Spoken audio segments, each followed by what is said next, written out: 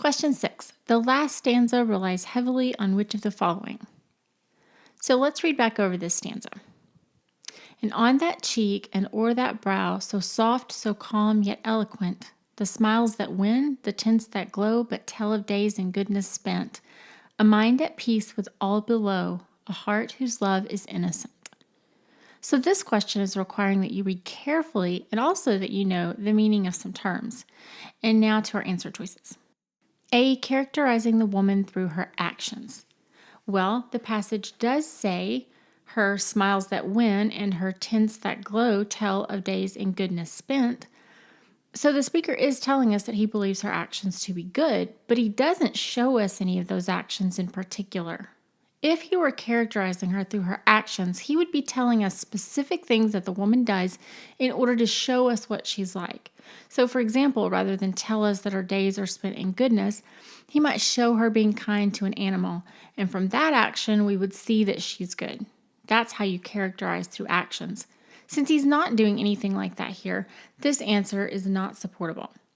Notice that in order to know that this answer is insupportable, it helps to know what it means to characterize through actions, which is a literary concept, including the literary term characterization. Our next answer choice, B, following the progression of the woman's life, is also insupportable. The speaker isn't following the progression of her life. He starts with her cheek and brow in the first line and ends up talking about her heart in the last line, but there isn't any indication of a passage of time or of the woman's life from the first line to the last. The only line that indicates possible passage of time is the line, tells of days in goodness spent. But notice that this is part of his description of her smiles and tints. Those are what tell of days in goodness spent. He's not actually telling us about the progression of those days. Notice that the word but here means only. So he's saying that the smiles and tints only tell of days in goodness spent. So we can't support this answer from the poem either. C, dwelling on the woman's overall appearance. This answer isn't terrible. He does dwell on her appearance somewhat, but notice that he only dwells on her appearance in the first 4 lines. After that, he's talking about her mind and her heart. And the elements of her appearance are specific. He talks about her cheek, her brow, her smiles, and her tints. He doesn't really dwell on her overall appearance. So while this answer might sound good at first, on closer inspection, the poem doesn't support it either. Next, D, enumerating individual aspects of the woman. Well, in the first line, we have the woman's cheek and brow. Then we have her smiles and her tints. And then in the last 2 lines, we have her mind, which is at peace with everyone on earth, and her heart with its innocent love. So he certainly lists, one at a time, individual aspects of the woman. Enumerate can mean to mention things one by one, and the speaker does that here. So far, this is the only answer that we can support from the poem. E, examining the ways in which the woman speaks. Nowhere in the stanza does the speaker mention anything about the woman talking, so clearly this answer can't be supported. And so the best answer is D, enumerating individual aspects of the woman. Question 7. Which of the following is true of rhyming in the poem? In this question, you're required to know a bit about different poetry forms and terminology related to poetry. It's a pretty straightforward question, but we'll go through all of the answers and review these terms as we go. The first answer choice is A, the poem is in the form of a sonnet. A sonnet, as you may or may not know, is a 14-line poem that follows very rigid rules about structure. There are some modern variations that are called sonnets but have more than 14 lines, but a sonnet purist would say that those aren't really sonnets. That's a conversation for another day. The point that is most important for this question is that one of the hallmarks of all sonnet structures is that there is a shift in the rhyme scheme at some point in the poem. The rhyme scheme in this poem is AB, AB, AB, CD, CD, CD, EF, EF, EF. Every other line rhymes here, and there's no shift in that pattern. So this cannot be a sonnet, even if you took the broad view of sonnets and disregarded the 14-line limit. B, the rhyme scheme is regular throughout the poem. As we just saw, this is true. The poem does have a regular rhyme scheme throughout. This is an excellent answer. C. The poem is written in free verse. A free verse poem, you might recall, is a poem that is not bound by any particular structure. It can have a very loose rhyme scheme or none at all. It can have varied meter or no particular meter. It's just what it sounds like, free. Since this poem has both a regular meter and a regular rhyme scheme, it's certainly not free verse. The poem contains no internal rhyme. Internal rhyme is rhyme that occurs within a line of poetry. For example, the line, "The cat in the hat," has internal rhyme because cat and hat rhyme. This answer might throw you off a little because there is no true rhyme within any of these lines. But you mustn't forget slant rhyme, which does count as rhyme when you're looking for internal rhyme. Emily Dickinson's poetry is famous for this type of rhyme if you've read much of that. At any rate, we can find instances of internal slant rhyme in this poem. In line 7, we have shade and ray. The long A sound here is serving as a slant rhyme. In line 9, we have waves and raven, another internal slant rhyme. And that might be all, but it's enough to disqualify this answer. Notice, though, that if you didn't know what slant rhyme was, this answer might really have thrown you off. Last one, E, the rhyme scheme changes from stanza to stanza. No, it doesn't. We already saw that the rhyme scheme is consistent throughout. A, B, A, B, A, B, C, D, C, D, C, D, E, F, E, F, E, F. And because of that, the best answer is B, the rhyme scheme is regular throughout the poem. Question 8. A major assumption of the poem is that what? This is one of those questions that requires you to read carefully and make an inference, which means that the poem implies something but doesn't say it directly, and you must infer the thing that is implied or figure out the thing based on what the poem does say. Our first answer choice is A, beauty is best compared to nature. While the poet does compare the woman's beauty to nature, there isn't anything to indicate that beauty is best compared to nature.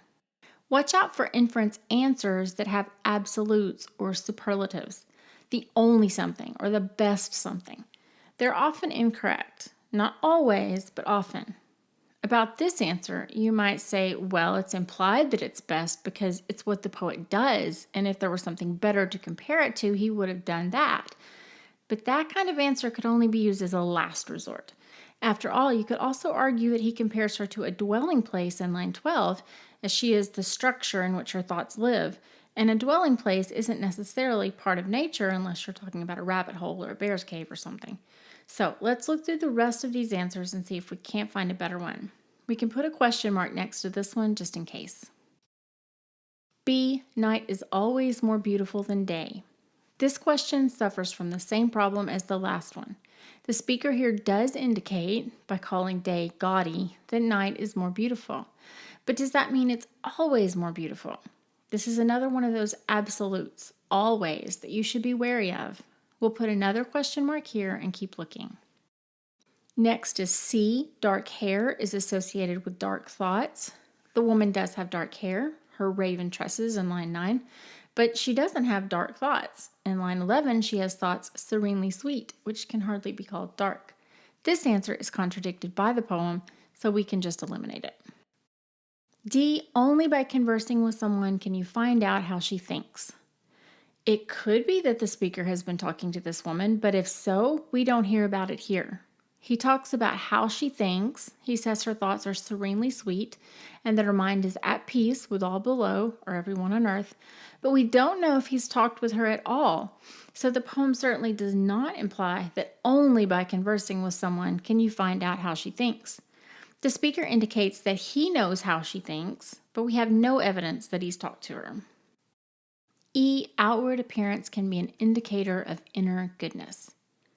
There's certainly support for this answer. We get a hint in the second stanza that the fact that the woman's thoughts are serenely sweet can be gathered just by looking at her face. And in stanza 3, the idea is even more strongly suggested in lines 15 through 18, when the speaker tells us that the woman's smiles and tints tell of days in goodness spent and of a mind at peace and a heart whose love is innocent. This is certainly a more strongly supported answer than either A or B, so we can go ahead and cross those out. And of the answers that we have, the best one is E. Outward appearance can be an indicator of inner goodness. Question 9. The mood of the poem is what? Remember that the mood refers to the effect that the poem has on you, the reader. This is intentional on the part of the writer, remember, so boring is almost never going to be the mood for anything. We're looking for the kind of feelings we can get, should get, based on the poet's intentionality when reading this poem. When you're trying to determine mood in a poem, look at the poem's diction, his word choice, the rhyme and rhythm of the poem, his subject matter, etc. So our first choice is A, light and airy. The first element of this poem that most seems at odds with this answer is the poem's meter. We saw earlier that this poem is written in iambic tetrameter, but without knowing what it's called, let's just read and listen to it. She walks in beauty like the night of cloudless clime and starry skies, and all that's best of dark and bright meets in her aspect and her eyes. There's a steadiness to the rhythm of this poem, a weight in this consistent beat that doesn't feel light and airy. We can't float away on this rhythm. It kind of anchors us with this consistent beat. Also, the diction is a little too formal and not quite in keeping with a light and airy mood. We have phrases like serenely sweet and so calm yet eloquent. These aren't really light and airy words, and certainly the combination of those two elements, the rhythm and the diction, would keep us from choosing A as the best response. B, turbulent and excited. The same goes for this response. The diction here just doesn't lend itself to being called turbulent and excited. And just as this steady iambic meter isn't light and airy, it's not turbulent and excited either. It doesn't make our heart race. It's very steady and consistent. C, calm and admiring.